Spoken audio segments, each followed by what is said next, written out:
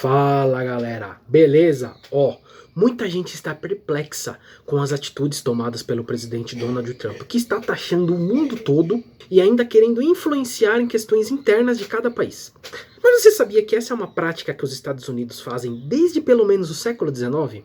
Pois é, e vamos falar sobre isso depois da vinheta. Bom, vamos começar falando aqui da doutrina Monroe, proposta pelo presidente James Monroe em 1823, ele que governou os Estados Unidos de 1817 a 1825.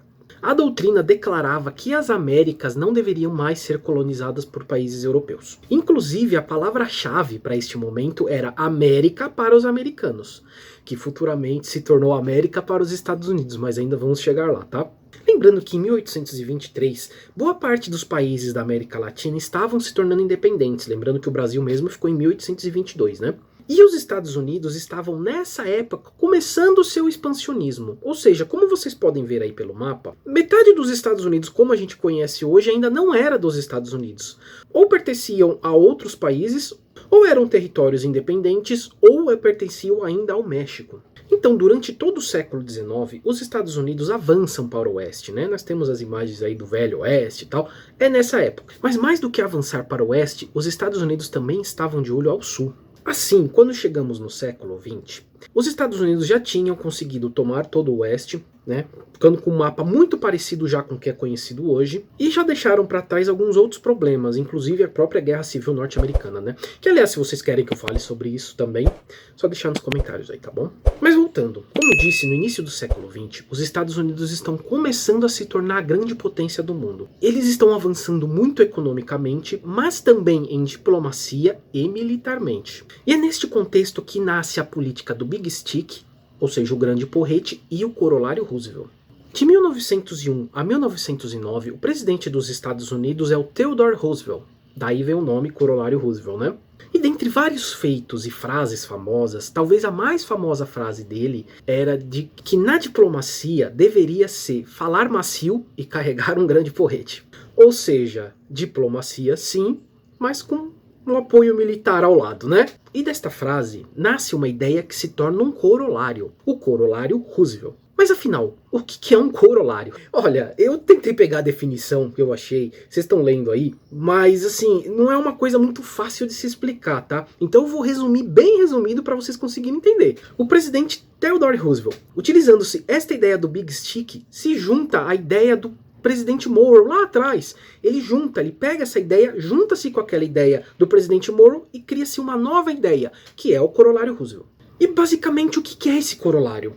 Esse corolário diz que os Estados Unidos têm como obrigação ser a polícia do hemisfério. Ou seja, ser a polícia aqui da América Latina, América do Sul, Caribe e até outras regiões do mundo. Ou seja, nós vamos policiar isso aqui. Os europeus não vão voltar mais aqui, não vão mais colonizar esta região. Isso aqui é tudo nosso, tudo dos Estados Unidos. Os Estados Unidos sim vão cuidar, vamos observar. É o nosso quintal, basicamente. É essa a ideia, né? Porém, eles têm como direito os Estados Unidos, de influenciar esses países, se necessário, invadir esses países, se eles saírem da ideia que os Estados Unidos consideram a melhor para eles. Então, basicamente, ou vocês seguem a nossa ideia, ou a gente desce o porrete em vocês. Beleza?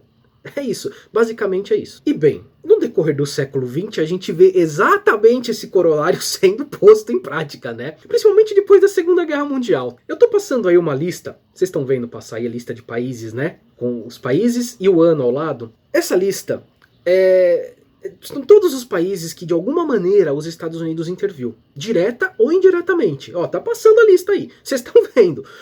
Não são poucos países e nem poucos momentos da história, tá? Praticamente o século XX inteiro. E que fique bem claro que tudo isso é muito bem documentado, tá? E vou dar alguns exemplos aqui. O Brasil mesmo, o golpe de Estado do Brasil de 1964, foi muito influenciado pelos Estados Unidos. A gente sabe disso, já sabia disso na época, soube disso depois, mas surgiram documentos agora em 2025, até um pouco antes também, mostrando como a CIA e a embaixada norte-americana aqui no Brasil influenciaram os militares a dar esse golpe. Existe até um documentário muito famoso aqui, O Dia que Durou 21 Anos, que é muito bom documentário, inclusive, mostrando isso, né? Mostrando isso. E não só no Brasil, tá?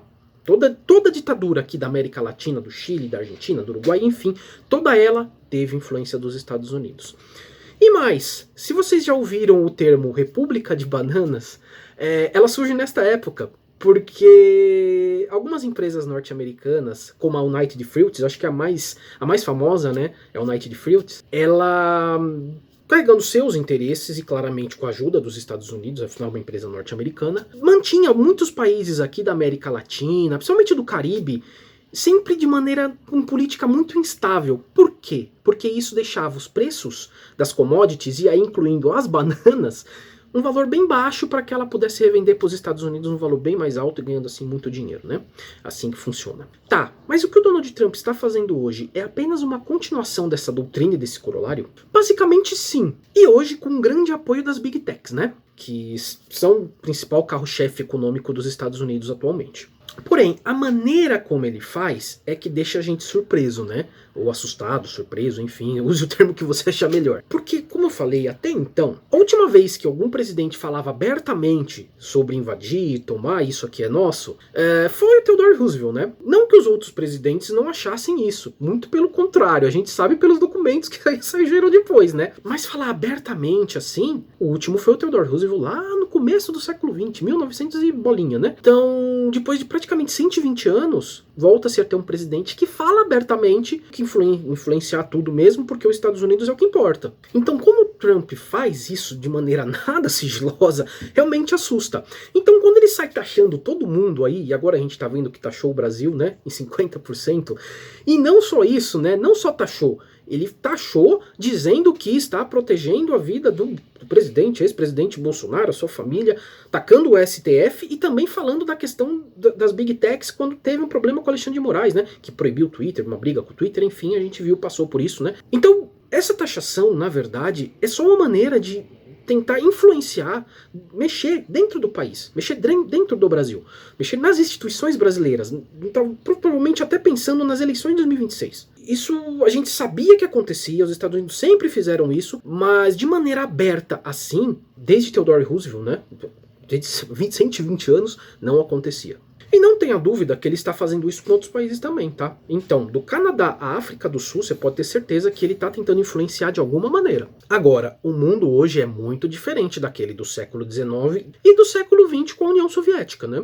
Existia, principalmente com a União Soviética, uma cortina de ferro, né? Já falamos aqui em outros vídeos sobre esse tema, da cortina de ferro, né? Eram mundos realmente separados, né? Praticamente não tinha conexão entre a União Soviética e o comunismo, e aqui o capitalismo, Estados Unidos, não tinha. Hoje o mundo, economicamente falando, é interdependente. Estados Unidos, China, Índia, Brasil, Paquistão, Nigéria, enfim, o país que você quiser colocar na história aí, dependem um do outro economicamente. A China e os Estados Unidos dependem muito um do outro economicamente. Não existe uma divisão, uma barreira como existia com a União Soviética. Então quando você começa a taxar produtos, a taxar os países e a tentar influenciar eles da sua maneira, você está praticamente dando um tiro no seu pé. Porque afinal, qualquer medida que se tome, você pode estar mexendo com toda a cadeia econômica mundial. E não só isso. Se você começa a fechar seu país, a fechar portas, você pode ter certeza que outras portas serão abertas em outros países. Então muitas oportunidades vão aparecer para outros países. A gente vê isso hoje acontecendo com o Brasil, né? Os Estados Unidos, durante o século XX inteiro, sempre foi a primeira parceira econômica do Brasil.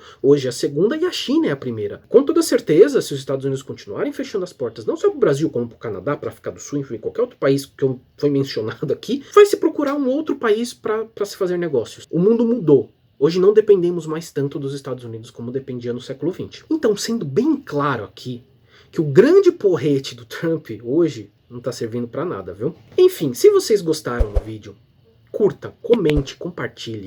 Isso ajuda demais aqui o canal. Beleza, gente? É isso. Valeu, obrigado e até a próxima. Fui!